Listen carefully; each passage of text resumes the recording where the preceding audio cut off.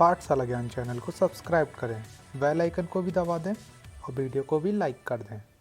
धन्यवाद। नमस्कार दोस्तों, मेरा नाम है पंकज। स्वागत करता हूं पाठशाला ज्ञान यूट्यूब चैनल पर।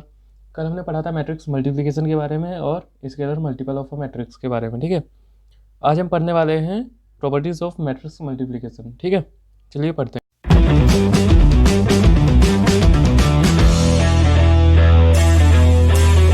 देख लेते हैं properties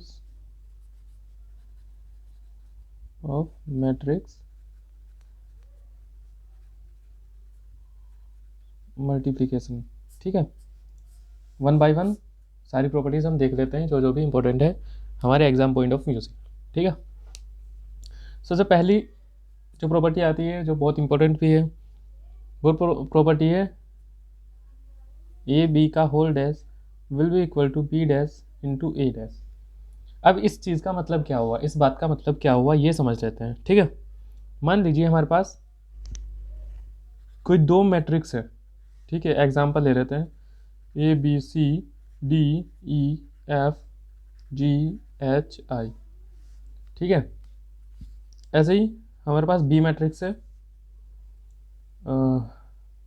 capital A capital B C D E F G H I.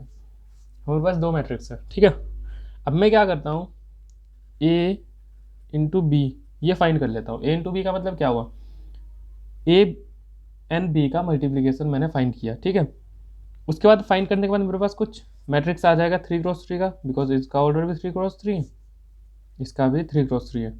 इसे मैं कुछ भी लिख लेता हूँ X Y Z W U V P Q R. इस तरीके से मेरे पास कोई भी मैट्रिक्स आ गया। ठीक है, ए डॉट पी। अगर मैं इसका ट्रांसपोज लेता हूँ, जैसे यहाँ लिखा हुआ है a into b product of A b, इसका ट्रांसपोज लिया। ठीक है, तो यहाँ पे मेरे पास जो मैट्रिक्स आने वाला है, ठीक है, यहाँ पे कुछ ना कुछ मेरे पास मैट्रिक्स आएगा। ठीक है, सेम मैट्रिक्स मेरा कब आएगा, जब मैं क्या करूँगा, सेपरेटली बी का डैश निकालता हूँ, ए डैश निकालता हूँ, इन दोनों को मल्टीप्लाई कर देता हूँ बी डैश ए डैश, इसी ऑर्डर में। तो हमारे पास सेम मैट्रिक्स आएगा, ये ही बी डैश ए डैश। इसका मतलब ये हुआ। ठीक है, मतलब अगर कहीं मेरे को ये दिया गया है कि find the value of B dash and A dash, और मुझे क्या दिया गया है, ठीक है, मतलब इस तरीके से देखिए कितना आसान हो जाएगा question. Find the value of B dash and A dash. ठीक है, ये मुझे दिया है कि इसकी वैल्यू फाइंड करनी है, और गिवन क्या है, गिवन ए बी कुछ वैल्यू मुझे दे रखी है उन्होंने। ठीक है, ए बी की कुछ वैल्यू दे रखी है और मेरे से पूछा गया है B dash into A dash find करने के लिए। तो मैं क्या करूँगा, ए बी का सिंपली मैं क्या करूँगा, ट्रांसपोज निकालूंगा, ये ए बी डैश हो जाएगा। ठीक है, वही हमारा आंसर हो जाएगा। तो हमारा 1 मिनट से भी कम में ये क्वेश्चन हो जाएगा।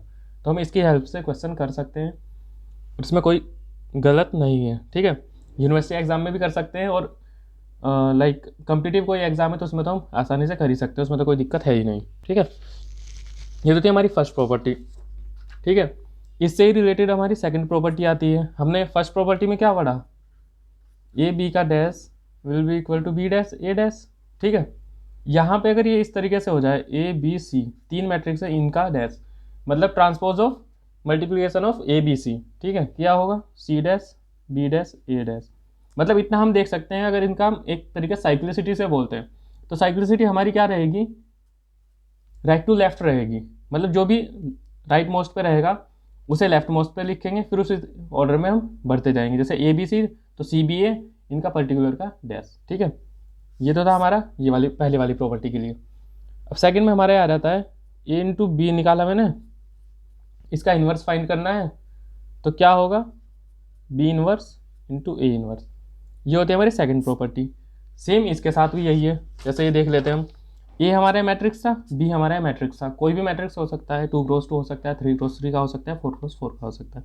ठीक है, अब मैंने क्या किया, मैंने पहले ए निकाला, सॉरी ए और बी में मुझे गिवन होगा, तो ए इंटू बी का मल्टीप्लाई निकाला मैंने, मल्टीप्लाई करके, तो मेरे पास कुछ मैट्रिक्स आ जाएगा, जिस ऑर्डर का होगा उसी ऑर्डर का मेरे पास मैट्रिक्स आ जाएगा।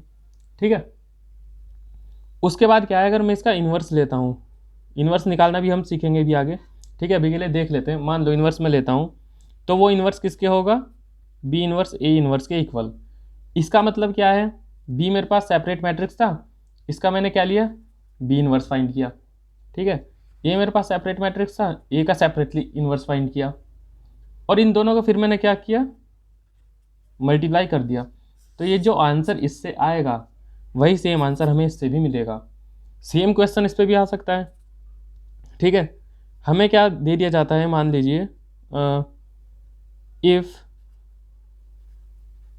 ए बी दे दिया हमें कुछ, ठीक है, एंड पूछा क्या गया, find the value of B inverse A inverse, ठीक है। अब हम क्या है, हमारे पास ए और बी अलग अलग तो दिया नहीं है हमें, तो हम क्या करेंगे, ए बी से ही कुछ ना कुछ करना है हमें, ठीक है। तभी तो बी इनवर्स ए इनवर्स की वैल्यू फाइंड करनी है ना। अब सेपरेट अगर ए बी हमारे पास होता तो हम इस मेथड से जा सकते थे, लेकिन ऐसा तो है नहीं, हमारे पास ए बी दे रखा है। तो हम क्या करेंगे, ए इंटू बी का इन्वर्स फाइंड करेंगे, वही हमारा बी इनवर्स ए इनवर्स के इक्वल होगा, ठीक है। इस प्रॉपर्टी को हम यहाँ यूज़ कर सकते हैं, ऐसे ही जैसे हमने पहली प्रॉपर्टी को यूज़ किया था, ठीक है। तो ये हो गई हमारी सेकंड प्रॉपर्टी। इस तरह से इसे देख लेते हैं, ठीक है। थर्ड प्रॉपर्टी हमारे पास आ जाती है। अब थोड़ा इजी प्रॉपर्टी है, आसान सी है, उसमें ज़्यादा कुछ है नहीं, ठीक है। देख लेते हैं एक बार। थर्ड प्रॉपर्टी हमारी आती है, matrix multiplication is not commutative. इस वर्ड का मतलब क्या हुआ, ठीक है। मैट्रिक्स मल्टीप्लिकेशन तो हमने पढ़ ही लिया है। अब ये क्या कह रहा है, matrix multiplication is not commutative. इसका मतलब ये है, मेरे पास दो मैट्रिक्स है ए एंड बी, किसी भी ऑर्डर का हो सकता है, सपोज कर लेते हैं ए बी सी डी, ठीक है, ई एफ जी एच। ये मेरे पास दो मैट्रिक्स हैं, ठीक है जी। अब मैं क्या करता हूँ, मैं निकालता हूँ a into b and b into a निकालता हूँ। तो इसका मतलब क्या है, matrix multiplication is not commutative. ये कह रहा है कि A B does not equal to B a. मतलब ये कोई ज़रूरी नहीं है कि ए b into sorry a into b equal होगा बी इंटू ए के, ठीक है।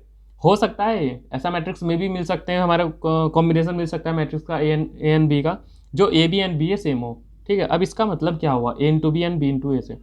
ए इंटू बी का मतलब है ये ए बी सी डी, यहाँ पे ई एफ जी एच।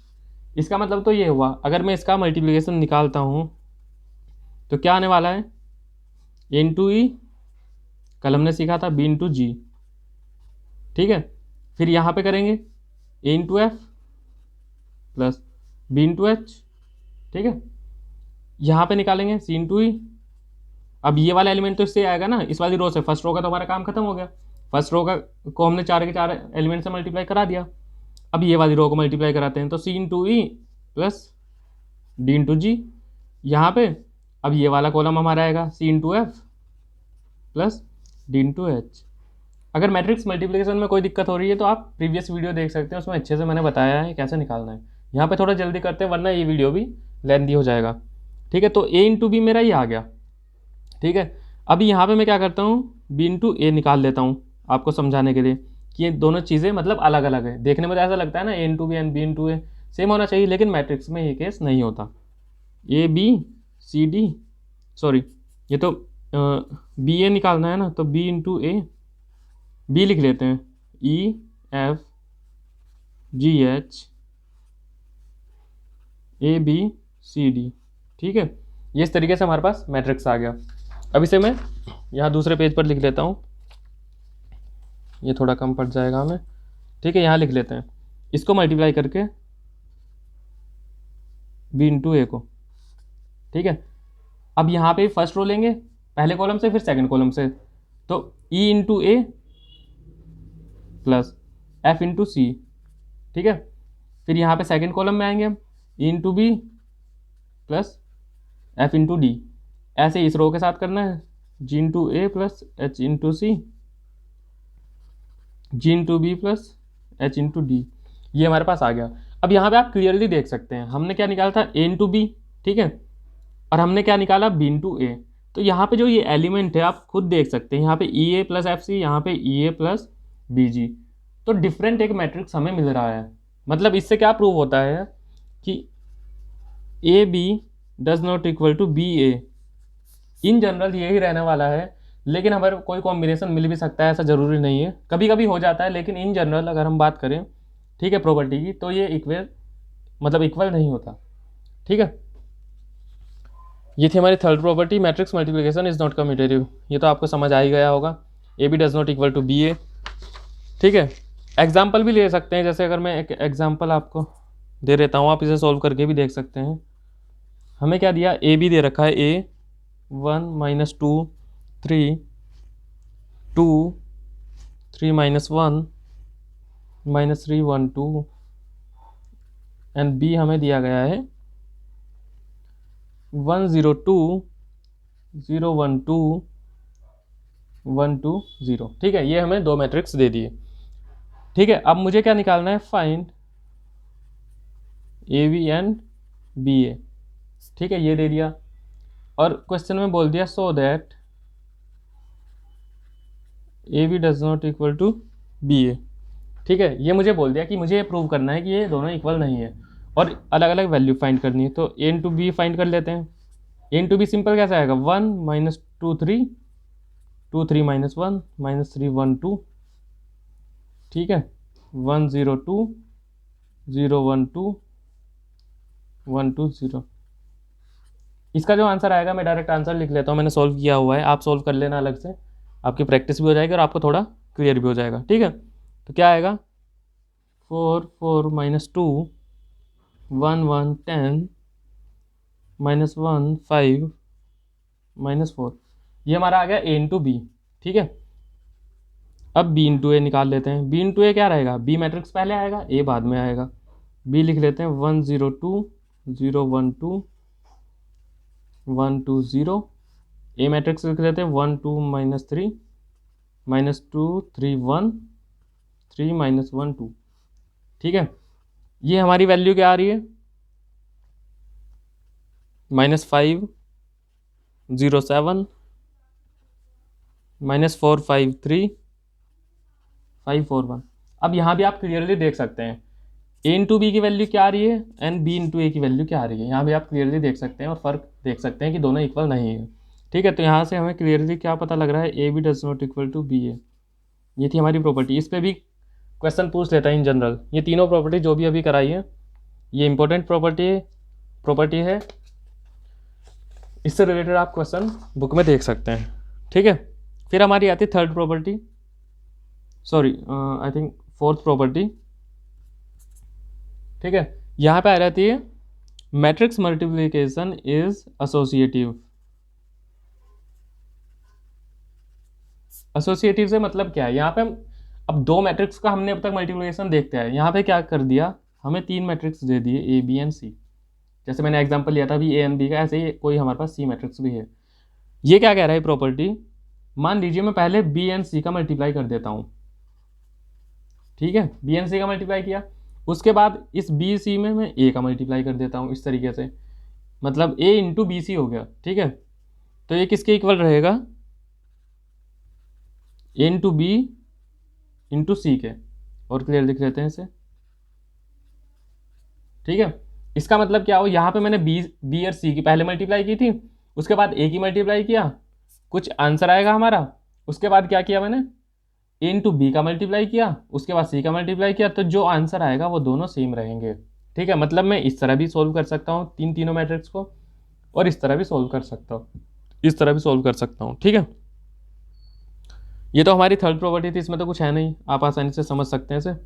ठीक है, एग्जाम्पल हो तो आप सोल्व करके देख सकते हैं, ऐसा ही आने वाला है। ठीक है, उसके बाद आता है डिस्ट्रीब्यूटिव प्रॉपर्टी। मतलब क्या है, मैट्रिक्स मल्टीप्लिकेशन हमारे क्या होता है, डिस्ट्रीब्यूटिव होता है नेचर में। ठीक है, डिस्ट्रीब्यूटिव से कहने का क्या मतलब है, a into B plus c, तीन ही मैट्रिक्स की हम बात कर रहे हैं, will be equal to a B plus A c. इसका मतलब क्या हुआ, इस प्रॉपर्टी का मतलब क्या हुआ, मतलब मेरे पास तीन मैट्रिक्स है। ठीक है, अब उसमें क्या कहा गया कि ये वैल्यू मुझे फाइंड करनी है, ठीक है, a इंटू बी प्लस सी, ठीक है। तो मैं क्या कर सकता हूँ, b प्लस सी को ऐड कर दूँ, उसके बाद सॉरी ये तो मेरे से पूछा गया ना a इंटू बी प्लस सी, तो मैं क्या कर सकता हूँ, ए बी को अलग से निकाल सकता हूँ, ए सी को अलग से निकाल सकता हूँ मल्टीप्लाई करके। पहली चीज़ तो ये। दूसरी बात क्या है, हमें कभी कभी क्या हो सकता है, ए दे रखा होता है क्वेश्चन में, इस तरीके से पूछ सकता है, ए दे दिया कुछ वैल्यू एंड बी प्लस सी दे दिया कुछ वैल्यू, कुछ भी दे सकता है मैट्रिक्स की फॉर्म में। उसके बाद हमसे क्या पूछा गया, A B plus A C find कीजिए। तो मैं क्या करूँगा, simply A into B plus C का मल्टीप्लाई कर दूंगा, ठीक है। यहाँ से भी देख सकते हैं, अगर मैं ए कॉमन ले लेता हूँ तो बी प्लस सी बचेगा। इस तरह के क्वेश्चन हम इस तरह सोल्व कर सकते हैं डिस्ट्रीब्यूटिव प्रॉपर्टी को लगा के, ठीक है। मान लीजिए हमें ए दिया है और बी प्लस सी दिया है और पूछा हमसे क्या है, ए बी प्लस ए सी, तो हम देख सकते हैं कॉमन क्या आ रहा है, पहले उससे निकाला। तो मैं इसे ऐसे भी तो लिख सकता हूँ, ए इंटू बी प्लस सी, बस इसके बाद ये सॉल्व हो जाएगा आसानी से, ठीक सर। उसके बाद हमारे पास आती है प्रॉपर्टी नंबर 6। अगर हम देखते हैं तो ये हमारे पास प्रॉपर्टी क्या है, ठीक है। यहाँ पे क्या है, इन्वर्स वाली प्रॉपर्टी है, ठीक है। इन्वर्स निकालना हम नेक्स्ट वीडियो में देख लेंगे कैसे निकालते हैं, अभी के लिए सिर्फ ये प्रॉपर्टी देख लेते हैं कि इन्वर्स वाली प्रॉपर्टी क्या है। ये क्या है, a inverse into a will be equal to a into a inverse will be equal to I, ये प्रॉपर्टी है। ये मतलब मैंने कोई मैट्रिक्स था a B C D E F G H i, ये मेरे पास कोई मैट्रिक्स था, ठीक है। इसका मैंने क्या किया, ए इन्वर्स फाइंड किया। तरीके 3-4 तरीके हैं, हम सारे पढ़ने वाले हैं, ठीक है। 3-4 तरीके सारे पढ़ने वाले हैं, उसमें देख लेंगे हम इन्वर्स कैसे फाइंड करते हैं, वो तो अलग बात है, ठीक है। हमारा कोई मैट्रिक्स आ जाएगा, ए इन्वर्स भी हमारा मैट्रिक्स से आएगा, सिंपल सी बात है। अब इन दोनों मैट्रिक्स की अगर मैं मल्टीप्लाई कराता हूँ, a into a inverse into ए कराता हूँ या फिर ए इंटू ए इन्वर्स कराता हूँ, उनके जो वैल्यू आएगी ना, ये आएगी आइडेंटिटी मैट्रिक्स। मतलब जिस ऑर्डर के मैट्रिक्स रहेंगे ए, मान लो 3x3 का है, तो इनका जो मल्टीप्लाई होगा ना वो आई आएगा। आई क्या रहेगा, 1 1 1 0 0 0 0 0 0, 3x3 का आइडेंटिटी मैट्रिक्स आ जाएगा। ये प्रॉपर्टी हमें ये कहती है, ठीक है। इसका भी काफ़ी यूज़ होगा, इसलिए प्रॉपर्टी भी इंपॉर्टेंट हमारी हो जाती है, ठीक है। अब एक हम नोट करके लिख लेते हैं, उसके बाद एक क्वेश्चन करेंगे और इस वीडियो को यहीं ख़त्म करेंगे, ठीक है। हमारे पास कोई मैट्रिक्स दिया है, कोई भी हमारा मैट्रिक्स है, ठीक है। ए दे रखा है, बी दे रखा है, ठीक है। कुछ भी ऑर्डर का हो सकता है, 1 हो, 2 हो, 3 हो, 4 हो। इसकी अगर मान लीजिए मुझे ए स्क्वायर पूछा है, ए क्यूब पूछा है, तो मैं क्या करूँगा, ए इंटू ए कर दूंगा। ए क्यूब पूछा है तो ए इंटू ए कर दूंगा 3 बार। ए की पावर 4 है तो 4 बार ए की मल्टीप्लाई कर दूंगा आपस में, मतलब ए इंटू ए इंटू ए इंटू ए, इस तरीके से, ठीक है। लेकिन अगर मुझे पूछा गया है ए की पावर 0, अब आपको ये पता होगा किसी भी नंबर का या किसी भी वेरिएबल का जब हम पावर 0 कर देते हैं तो उसकी वैल्यू 1 हो जाती है। मैट्रिक्स के केस में क्या है, वैल्यू 1 ना होकर वैल्यू आई हो जाती है, जैसे कि आइडेंटिटी मैट्रिक्स। मतलब एक मैट्रिक्स फॉर्म में हमें शो करना पड़ेगा ना ए की पावर 0 को, तो मैट्रिक्स फॉर्म में सिंपल सी बात है 1 को हम आई की फॉर्म में रिप्रेजेंट करेंगे, ठीक है। तो ये तो यही था मैट्रिक्स की पावर 0। किसी भी मैट्रिक्स की पावर 0 अगर वो पूछता है हमसे, या क्वेश्चन में कभी 1 नंबर या 2 नंबर का क्वेश्चन आ जाता है क्वेश्चन पेपर में, तो ए की पावर 0 हमेशा 1 होता है, लेकिन मैट्रिक्स की फॉर्म में हम इसे आई लिखेंगे, ठीक है। तो ये हमारी प्रॉपर्टी तो यहीं ख़त्म हो जाती है, इतनी ही पढ़ेंगे हम। अब एक एग्जाम्पल देख लेते हैं, बहुत प्यारा सा एग्जाम्पल है, आसान सा, ठीक है। यहाँ पे एक मेथड भी हम इसी तरह सीख जाएंगे ए इन्वर्स को फाइंड करने का, ठीक है। अब यहाँ पे मुझे क्या दिया गया है, एक मैट्रिक्स दिया गया है ए, ठीक है। वैल्यू लिख लेते हैं 1 2 2 2 1 2 2 2 1, ये हमें मैट्रिक्स दिया गया है, ठीक है। और पूछा क्या गया है कि, और नहीं और भी कुछ दिया गया है, if F A equal to 0, ठीक है। एफ ए इक्वल टू 0 दिया गया है, ठीक है। और एफ एक्स की हमें वैल्यू दी गई है, जिसकी हेल्प से हम एफ ए निकालेंगे। सिंपल सी बात है, एफ एक्स तो हमारे पास होना चाहिए ना। एफ एक्स हमें दिया गया है x square minus 4x minus 5, ये हमें एफ एक्स दिया गया है और कहा गया है कि एफ ए इक्वल टू 0, ठीक है।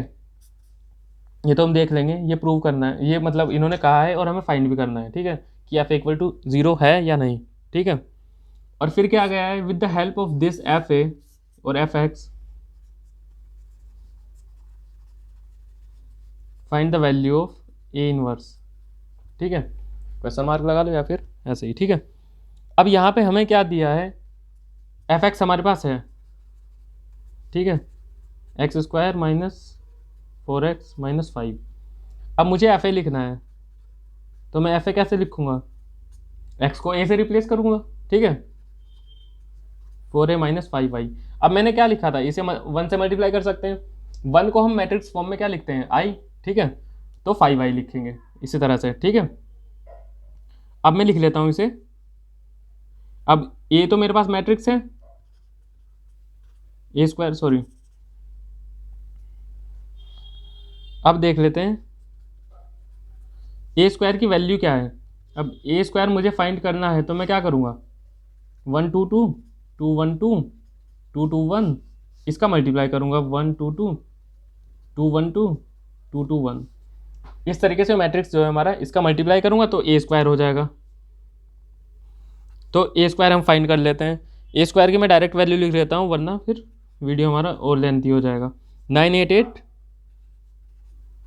898 889, ठीक है, ये तो हुआ ए स्क्वायर माइनस 4 ए लिख लेता हूँ, 1 2 2 2 1 2 2 2 1, ठीक है, माइनस 5 आई लिख लेते हैं 3 क्रॉस 3 के लिए, 1 1 0 0 0 0 0 0 0, ये हमें इस तरीके से हमारे पास आ जाएगा सोल्व करके, ठीक है। अब जब हम इसे सोल्व करेंगे, सोल्व कर लेते हैं, ठीक है,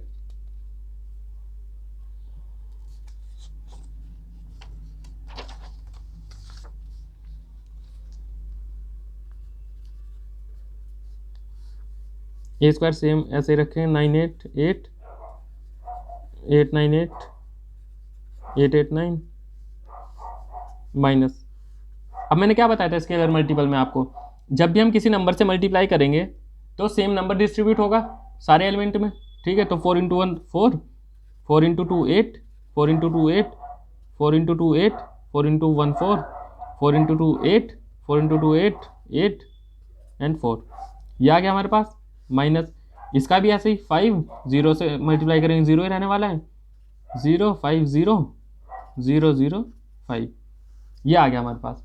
अब इसे सोल्व कर लेते हैं।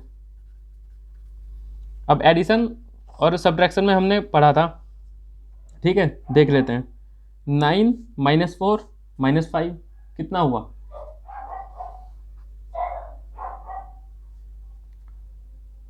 9 माइनस 4 माइनस 5 कितना हुआ, 5 4 9 हो गया माइनस के, और प्लस के 9 से जुड़ेगा तो 0, ऐसे ही 8 माइनस 8 0, यहाँ तो 0 ही है 0, ठीक है, 8 माइनस 8 0, आगे भी 0 ही है, यहाँ पे क्या 8 माइनस 8 0 0 0, इस तरीके से हमारे पास नल मैट्रिक्स आ जाएगा, इसे क्या बोलते हैं, नल मैट्रिक्स, ठीक है। एफ ए की टर्म में तो ये 0 है, सॉरी नल मैट्रिक्स है, ठीक है, और एफ एक्स की टर्म में अगर मैं बोलूँ तो 0 है, क्योंकि इसकी वैल्यू भी तो 0 ही रहेगी ना, हमने बताया था पहले नल मैट्रिक्स, उसकी वैल्यू भी 0 रहती है और सारे एलिमेंट भी 0 रहते हैं। तो एक चीज़ तो हमारे पास प्रूव हो गई, एफ ए 0 प्रूव हो गया, ठीक है। अब इसने क्या कहा है कि find the value of a inverse with the help of this, ठीक है। अब एफ ए मेरे पास ये आ गया, ठीक है। अब मुझे और ठीक है, एफ ए फाइंड कर लिया और मुझे क्या पता लग गया, a square, sorry a square minus 4a minus 5y 0 है, ठीक है, मुझे इतना पता लग चुका है। अब मैं क्या करूँगा, इसमें सिंपली ए स्क्वायर को मैं क्या लिखता हूँ, 4a प्लस 5y, ठीक है। इसके बाद हम क्या करते हैं, इसमें ए इनवर्स का मल्टीप्लाई कर देते हैं, ठीक है, लिख लेते हैं मल्टीप्लाई बाय ए इनवर्स, ठीक है। जब ए इनवर्स का मैं मल्टीप्लाई करूँगा इसमें, तो ए इनवर्स इंटू ए लिख लेते हैं इसे, ठीक है। ए स्क्वायर को ए इंटू ए लिख सकते हैं आराम से, इक्वल टू, अब यहाँ पे क्या 4 ए इनवर्स इंटू ए, 4 तो इसके अंदर मल्टीपल है हमारा, बाहर निकाल लेते हैं इसे, plus 5 into a inverse into I, ठीक है। आई की वैल्यू तो हमें पता ही है 1 रहती है, ठीक है। इसे सॉल्व करते हैं अब इस इक्वेशन को, ठीक है। अब ए इनवर्स इंटू ए हमने क्या पढ़ा था अभी, आई, तो I into a will be equal to what, a inverse into a क्या था, I, 4 into I plus 5 a inverse. I की वैल्यू तो 1 होती है तो 1 का मल्टीपल तो 1 ही रहेगा, ठीक है। इस तरीके से हमारे पास आ गया। तो यहाँ पे 5 ए इनवर्स किसके इक्वल हो जाएगा, आई इंटू ए लिख सकता हूँ इसे मैं, क्योंकि आई की वैल्यू तो 1 होती ही है, ठीक है। n माइनस के 4i, अब इसे सोल्व कर लेते हैं। 5 a inverse will be equal to, a हमारा क्या मैट्रिक्स था, ए हमने देखा था, ए हमारा मैट्रिक्स था 1 2 2 2 1 2, ठीक है, 2 2 1, ये हमारा ए मैट्रिक्स था। माइनस 4 से मल्टीप्लाई कर लेते हैं, आई हमारा क्या था 1 0 0 0 1 0 0 0 1, ये हमारा आई मैट्रिक्स है, ठीक है। तो 5 ए इनवर्स निकाल लेते हैं, 1 2 2 2 1 2 2 2 1 माइनस 4 से अंदर मल्टीप्लाई कर देते हैं, 4 0 0 0 4 0 0 0 4, इसे सोल्व कर लेते हैं। तो ए इनवर्स हमारा आ जाएगा 1/5, 5 को इधर ले आते हैं, ठीक है। 1 minus 4 minus 3, 2 minus 0 2, 2 minus 0 2, 2 minus 0 2, 1 minus 4 minus 3, 2 minus 0 0, 2 minus 0 2, 2 minus 0 2, 1 minus 4 minus 3, ये हमारा आंसर आ गया। तो हमने यहाँ पे क्या किया, ए इनवर्स भी फाइंड करना सीख लिया, और अगर ऐसी कोई इक्वेशन हमें दी जाती है इस तरीके से, कोई भी ऐसा क्वेश्चन आ जाता है इन इक्वेशन की टर्म में, तो हम इक्वेशन वाले क्वेश्चन भी सोल्व करना सीख गए, ठीक है। इसमें आपको कोई भी क्वेश्चन हो, कोई भी क्वेरी हो, तो आप हमें कमेंट करके पूछ सकते हैं या फिर हमें मेल कर सकते हैं, ठीक है। आज की वीडियो में इतना ही पढ़ते हैं। वीडियो पसंद आई हो तो दोस्तों के साथ शेयर करें, लाइक करें वीडियो को, और चैनल को सब्सक्राइब करें। Thank you.